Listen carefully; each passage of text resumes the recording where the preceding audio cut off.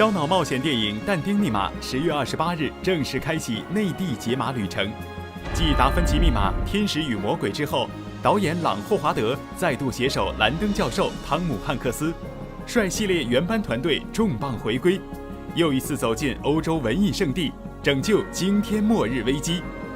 影片上映前夕，时光网独家专访导演朗·霍华德，提前揭秘新片精彩看点，也分享了他从小童星到好莱坞主流名导的传奇演艺经历。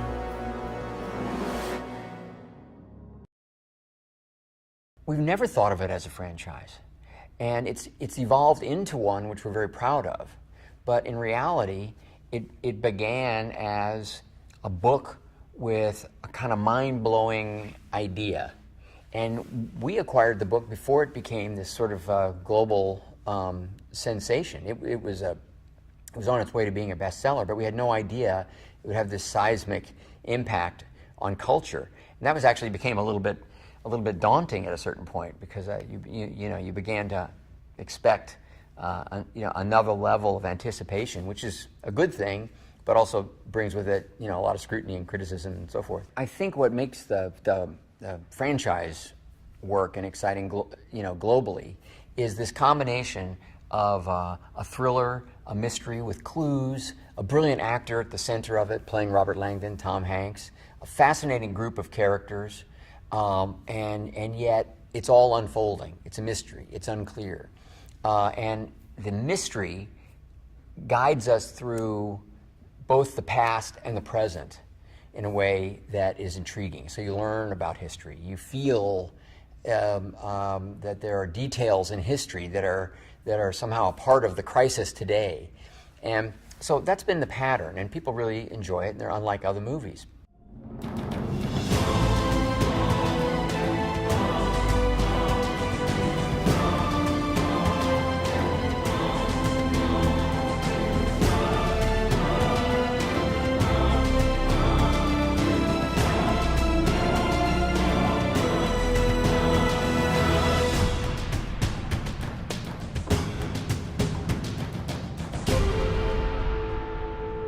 Inferno is a much more modern and immediate thriller.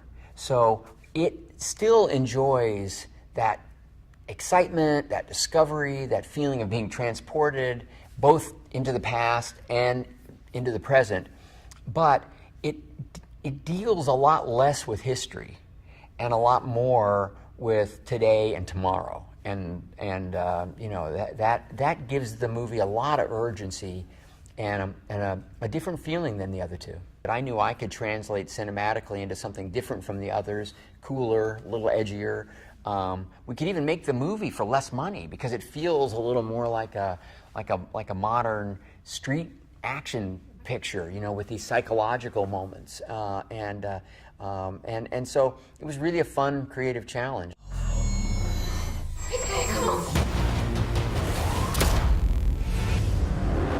I found this in my jacket. What are you doing with it? I have no idea. Half the people on Earth will die.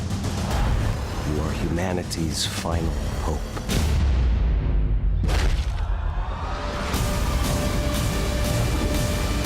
Whenever Dan Brown writes a book, of course, he lives the tour before anyone else. He lives the Da Vinci Code tour, the Angels and Demons tour, the Inferno tour. Well, I'm right behind him. I get to live the tour also and share with audiences these just unbelievable locations, yet with an eye toward these details that you would never get in the travel books. It draws you toward a kind of a very relatable human understanding of what a lot of these details mean, what these places mean, the history behind them. And in this case, part of the history that we're looking at is the creation of the idea of hell in Western culture. And all the horror stuff that you've ever seen in any cool horror movie all was born at that time by Dante and what he wrote about the punishments of hell. Well, I got to use that cinematically in a way to give this movie kind of a visual energy and an intensity that it's unlike the others. 对丹布朗畅销作品的成功演绎，为朗霍华德的导演履历又添新篇。他对于复杂故事的精准把控和对情节及人物内心的精湛刻画，为他赢得了影迷的喜爱。而新作《但丁密码》的未映先热，也更表明了观众对他导演功力的认可和肯定。不过，提及这位好莱坞高产导演的演艺经历，还要从他的演员身份开始说起。My life path is unique and in a lot of ways. My father was and remains an actor. I got into the business very early, acting at age 4. And that was because I was watching him direct plays, and he realized that I was memorizing the dialogue and that I could do this. So I began working at the age of 4. I'm 62 now, so that's 58 years of this. I'm very interested in people, characters, their journey, the choices they make, the way they're tested. That always makes great drama. It makes great comedy, too. It makes great kids' fantasy fiction. I mean, it informs all the kinds of movies and television shows, but it always kind of comes from that place of what are the human dynamics of this story, and how well does an audience relate to it? And of course, that's what an actor is always working with. So I've always had that as a great jumping off place, and then the other elements that make movies great, cool images, urgent, powerful editing, great music and sound design and so forth. Those are all things that I've learned, but I always go back to that center, which is what is the human experience that we're conveying, we're sharing with an audience.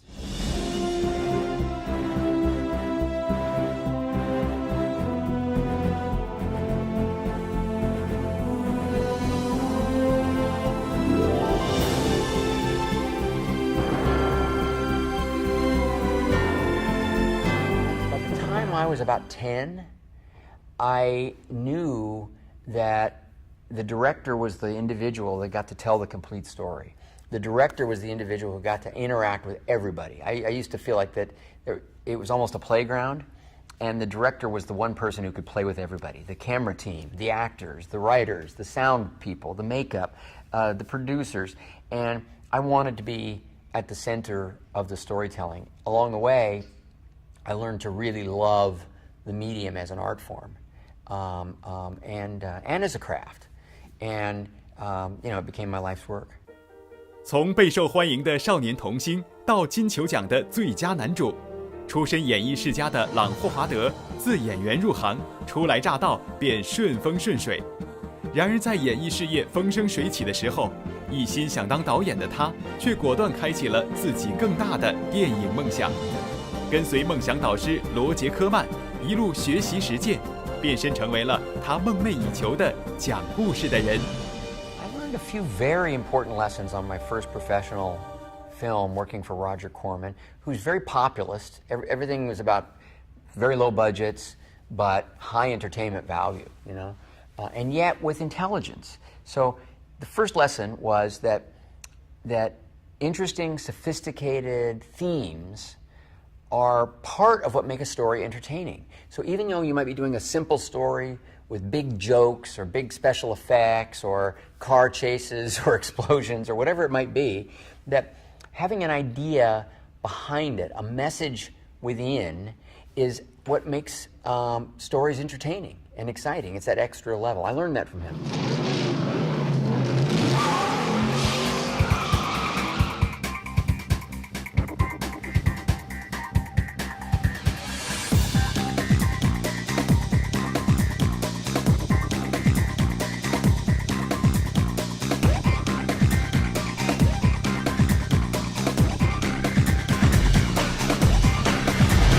Then I learned a lot about editing for the audience. So once you've told your story and you understand what it is you created, that's important. But it is a communication. And you must understand the way audiences are responding to the movie, because you don't want to miscommunicate. And so you want to refine it. I always say it's a little bit like if you come back from a family trip, vacation of some sort, and you tell the story to your colleagues at work. And, you know, some funny things happen, and you explain it. And the first time you explain it, it's a pretty good story, but it's a little long, gets a little confused, it gets, you know, it's not quite as sharp as it could be. And by the third time you tell the story, people are laughing harder. They get it, because you're taking out the stuff that's not so interesting and focusing on what's great. And filmmakers, we need to do that also. We need to tell the story just a little bit better and sharpen it for our audience. 在罗杰·科曼的引领之下，朗·霍华德成功走上导演之路，并相继拍出了包括《阿波罗13号》《铁拳男人》《极速风流》等在内的众多深受广大观众喜爱的票房佳作。2002年，他凭借电影《美丽心灵》一举拿下第74届奥斯卡最佳导演和最佳影片2项重量级奖项，跻身好莱坞一线导演之列。而多年的导演经历，也更让朗·霍华德无论是选角还是拍片，都逐渐形成了专属于自己的一套导演标准和个人喜好。You have a history of working with many of the same lead actors repeatedly, which I think speaks to what they think of you. Very positive, obviously. But from Tom Hanks, Michael Keaton, Russell Crowe, to more recently Chris Hemsworth, what sort of similarities or qualities do they have that makes those collaborations successful and makes you want to reteam? Well, I'm always looking for I want obviously talent, dedication, real professionalism that matters to me, but there's something else. I often call it kind of an X factor. It's a creative spark. It's an understanding of the story, their character, and what else it could all be. So it's not just the script. It's more. And those are really exciting people to collaborate with. And that's what I find in all the individuals that you're talking about, and what makes me want to work with them over and over again.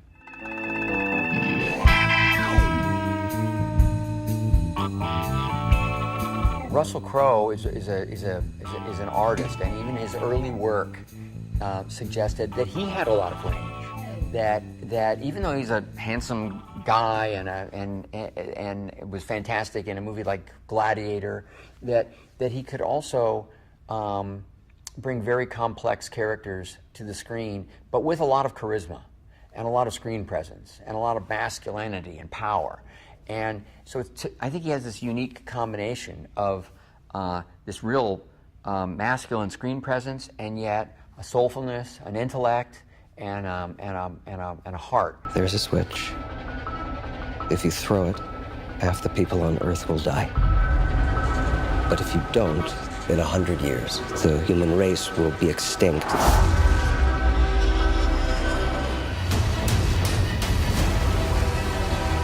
Character like Robert Langdon, who does have a superpower and yet has no arrogance, is just an observer of the world, fascinated by it, with a great heart. So it's this combination of heart and mind, and otherwise he's just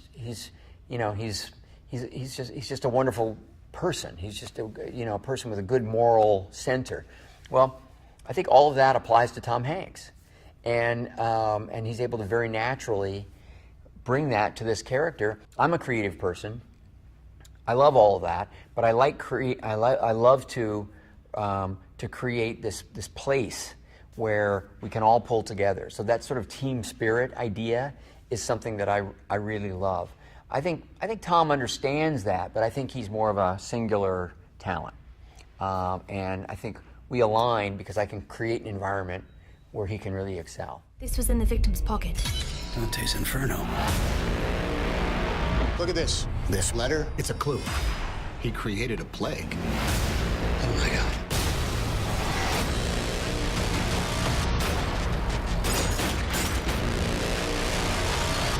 Look. This map, it's a trail. I think your career is so interesting because it encompasses so many different genres. Mm-hmm. Is that variety something that you have actively pursued? You're not a director who can be picked.